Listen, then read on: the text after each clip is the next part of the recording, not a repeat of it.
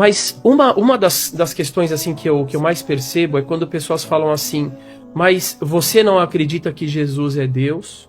Então você está condenado ao ranger de dentes, ao inferno eterno, etc. Isso é escatologia religiosa. Pois é. Perversa. Mas assim, exato. É como eu compreendo, porque eu digo assim, até por uma questão de bom senso, não é possível que Deus pede de nós que nós perdoemos, ou que o próprio Jesus em vida tenha pedido para Deus perdoar aqueles que teriam parafusado as suas mãos, e depois da morte ele diz, olha, manda pro inferno eterno, antítese disso, depois... Tudo. Exato.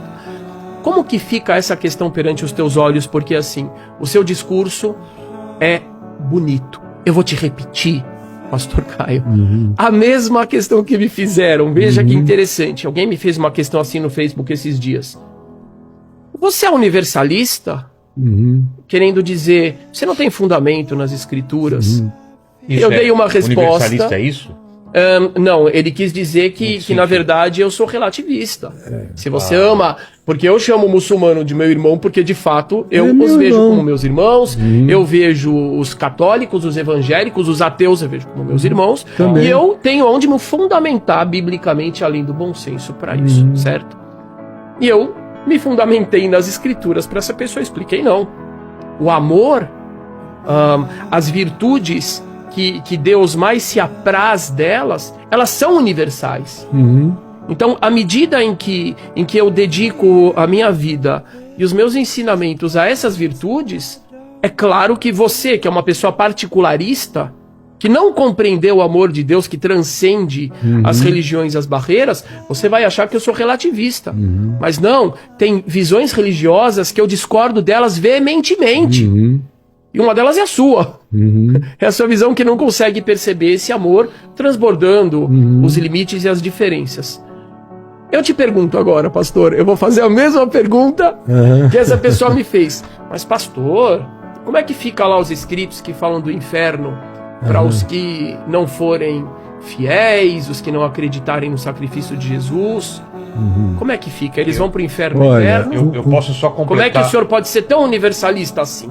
Porque Jesus o foi, mas eu pode perguntar. Porque no chat fizeram uma pergunta sobre o inferno, então a gente completa já com essa daí. Exato, né? O Paulo Júnior, ele perguntou no Islã existe inferno, aí no judaísmo, perguntando também, e aí pediu pro Caio qual a sua interpretação sobre inferno no cristianismo hoje. Essa resposta primeiro, Caio, depois eu queria uma visão dos três sobre essa visão do inferno nas três religiões. Né? Para mim, na realidade, o inferno é praticamente uma impossibilidade humana. Porque a realidade do inferno está muito, muito, muito para além da nossa própria compreensão, de tal modo que eu não creio nesse inferno que é descrito de maneira espaço-temporal, como se fosse um tempo sem fim. O inferno, para mim, são experiências existenciais que acontecem todos os dias, o tempo todo. Tem gente experimentando inferno.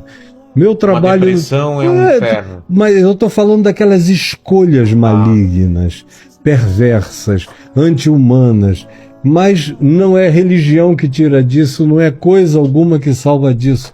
Eu estou cheio de amigos ateus que são mais de Deus do que a maioria dos religiosos que eu conheço.